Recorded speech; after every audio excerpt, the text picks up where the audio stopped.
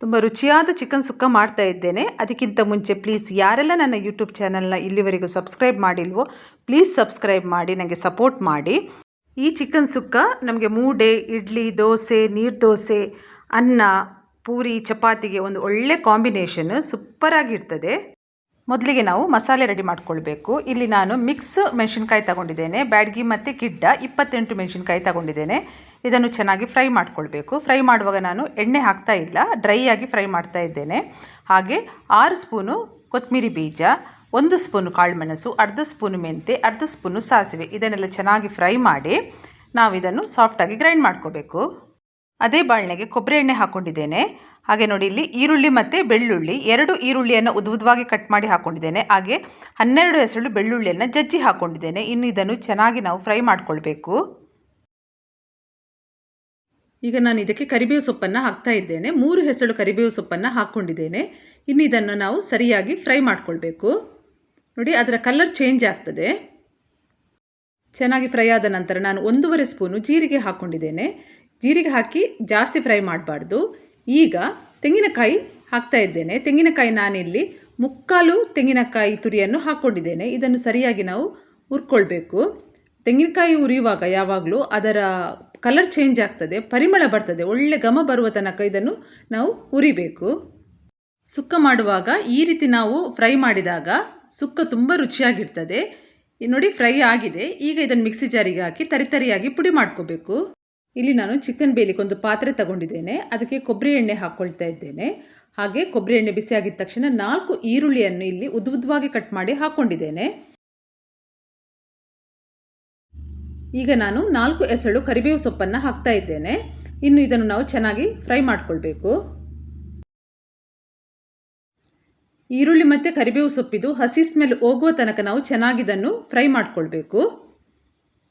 ನೋಡಿ, ಈ ಥರ ಕಲರ್ ಚೇಂಜ್ ಆಗಬೇಕು. ಈಗ ನಾನು ಕ್ಲೀನ್ ಮಾಡಿ ಇಟ್ಕೊಂಡಿರುವಂಥ ಚಿಕನನ್ನು ಇದಕ್ಕೆ ಹಾಕಿ ಒಮ್ಮೆ ಇದನ್ನು ಮಿಕ್ಸ್ ಮಾಡ್ಕೊಳ್ಬೇಕು. ನಂತರ ನಾವು ಇದಕ್ಕೆ ಅರಿಶಿನವನ್ನು ಹಾಕಿ ಸರಿಯಾಗಿ ಮಿಕ್ಸ್ ಮಾಡಿ ಬೇಯಲಿಕ್ಕೆ ಇಡಬೇಕು.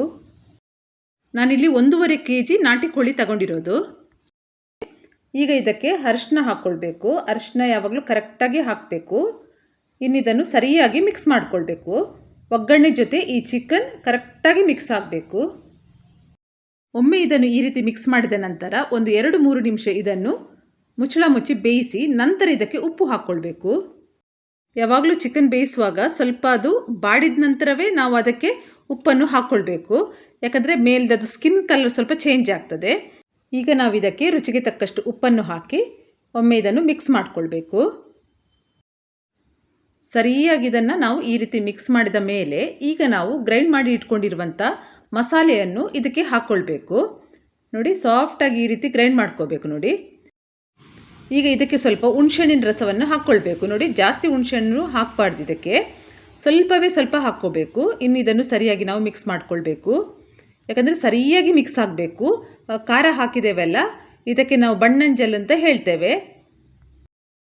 ಸರಿಯಾಗಿ ನೋಡಿ ಈ ರೀತಿ ಇದನ್ನು ಮಿಕ್ಸ್ ಮಾಡ್ಕೊಳ್ಬೇಕು. ಒಮ್ಮೆ ಸರಿಯಾಗಿ ಈ ರೀತಿ ಮಿಕ್ಸ್ ಮಾಡಿದ ನಂತರ ಇನ್ನು ಇದನ್ನು ನಾವು ಮುಚ್ಚಳ ಮುಚ್ಚಿ ಚೆನ್ನಾಗಿ ಬೇಯಿಸಬೇಕು. ಈಗ ಚಿಕನ್ ಬೆಂದಿದೆಯಾ ನೋಡೋಣ. ನೋಡಿ, ಚೆನ್ನಾಗಿ ಬೆಂದಿದೆ. ಇದಕ್ಕೆ ನಾವು ಮಂಗಳೂರಲ್ಲಿ ಬಣ್ಣಂಜಲ್ ಅಂತ ಹೇಳ್ತೇವೆ. ತುಂಬ ರುಚಿಯಾಗಿರ್ತದೆ. ಉಪ್ಪು ಕಡಿಮೆ ಇದ್ದಲ್ಲಿ ಈಗ ನಾವು ಹಾಕ್ಕೊಳ್ಬೋದು. ಈಗ ನಾವು ತರಿತರಿಯಾಗಿ ರುಬ್ಬಿಟ್ಕೊಂಡಿರುವಂಥ ತೆಂಗಿನ ತುರಿಯನ್ನು ಇದಕ್ಕೆ ಹಾಕಿ ಸರಿಯಾಗಿ ಮಿಕ್ಸ್ ಮಾಡಿಕೊಳ್ಬೇಕು. ಇದು ಒಂದು ಒಳ್ಳೆ ರುಚಿಯನ್ನು ಕೊಡ್ತದೆ. ಸುಕ್ಕ ಅಂತೂ ತುಂಬ ರುಚಿಯಾಗಿರ್ತದೆ ಈ ರೀತಿ ನಾವು ಪುಡಿ ಮಾಡಿ ಹಾಕ್ಕೊಂಡಾಗ. ತೆಂಗಿನಕಾಯಿ ಹಾಕಿದ ಮೇಲೆ ಇದನ್ನು ನಾವು ಈ ರೀತಿ ಮಿಕ್ಸ್ ಮಾಡ್ತಾನೇ ಇರಬೇಕು. ಸರಿಯಾಗಿ ಮಿಕ್ಸ್ ಆಗಬೇಕು.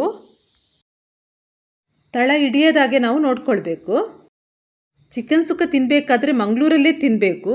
ಮಂಗಳೂರಿನವರು ಮಾಡುವ ಚಿಕನ್ ಸುಕ್ಕಕ್ಕಿಂತ ರುಚಿ ಬೇರೆ ಎಲ್ಲೂ ಬರಲ್ಲ. ಯಾಕಂದರೆ ಅಷ್ಟೊಂದು ರುಚಿಕರವಾದ ಚಿಕನ್ ಸುಕ್ಕ. ಚಿಕನ್ ಸುಕ್ಕಕ್ಕೆ ಫೇಮಸ್ ಅಂದರೆ ಅದು ಮಂಗಳೂರು. ಲೋ ಫ್ಲೇಮಲ್ಲಿ 1 ನಿಮಿಷ ಮುಚ್ಚಳ ಮುಚ್ಚಿ ಇಡುವ. ನಮ್ಮ ಮಂಗಳೂರಿನ ರುಚಿಯಾದ ಚಿಕನ್ ಸುಕ್ಕ ರೆಡಿಯಾಗಿದೆ. ನೋಡಿ, ತುಂಬ ಚೆನ್ನಾಗಿ ಆ ಮಸಾಲೆ ಜೊತೆ ತೆಂಗಿನಕಾಯಿನೂ ತುಂಬ ಚೆನ್ನಾಗಿ ಮಿಕ್ಸ್ ಆಗಿ ಬೆಂದಿದೆ. ತುಂಬ ರುಚಿಕರವಾದ ಚಿಕನ್ ಸುಕ್ಕ ಇದು. ಈಗ ಇದರ ಮೇಲೆ ಸ್ವಲ್ಪ ಕೊತ್ತಂಬರಿ ಸೊಪ್ಪನ್ನು ಈ ರೀತಿ ಹಾಕಿ ಒಮ್ಮೆ ಮಿಕ್ಸ್ ಮಾಡಿಕೊಳ್ಬೇಕು. ಕೊತ್ತಂಬರಿ ಸೊಪ್ಪು ಹಾಕಿದ ಮೇಲೆ ಜಾಸ್ತಿ ಹೊತ್ತು ಬೇಯಿಸಬಾರ್ದು. ರುಚಿಯಾದ ನಮ್ಮ ಮಂಗಳೂರು ಸ್ಪೆಷಲ್ ಚಿಕನ್ ಸುಕ್ಕ ರೆಡಿಯಾಗಿದೆ. ಇದು ದೋಸೆ, ಇಡ್ಲಿ, ಮೂಡೆಗೆ ಸೂಪರಾಗಿ ಇರ್ತದೆ. ಹಾಗೆ ಚಪಾತಿ, ಪೂರಿ, ಪರಾಟಕ್ಕೂ ಒಂದು ಒಳ್ಳೆ ಕಾಂಬಿನೇಷನ್. ಅನ್ನದ ಜೊತೆ ಫಸ್ಟ್ ಕ್ಲಾಸ್ ಆಗಿರ್ತದೆ. ಇವತ್ತಿನ ಈ ರೆಸಿಪಿ ನಿಮಗೆಲ್ರಿಗೂ ಇಷ್ಟ ಆಗಿದೆ ಅಂತ ನಾನು ಅಂದ್ಕೊಂಡಿದ್ದೇನೆ. ಇಷ್ಟ ಆದರೆ ಪ್ಲೀಸ್ ನೀವು ಕೂಡ ಒಮ್ಮೆ ಇದನ್ನು ಮನೆಯಲ್ಲಿ ಟ್ರೈ ಮಾಡಿ. ಹಾಗೆ ನನ್ನ ಈ ವಿಡಿಯೋಗೆ ಒಂದು ಲೈಕ್ ಮಾಡಿ, ಕಮೆಂಟ್ ಮಾಡಿ, ಆದಷ್ಟು ನಿಮ್ಮ ಫ್ಯಾಮಿಲಿ ಫ್ರೆಂಡ್ಸ್ ಜೊತೆ ಇದನ್ನು ಶೇರ್ ಮಾಡಿ, ನನಗೆ ಸಪೋರ್ಟ್ ಮಾಡಿ. ಎಲ್ಲರಿಗೂ ನನ್ನ ಪ್ರೀತಿಯ ಧನ್ಯವಾದಗಳು.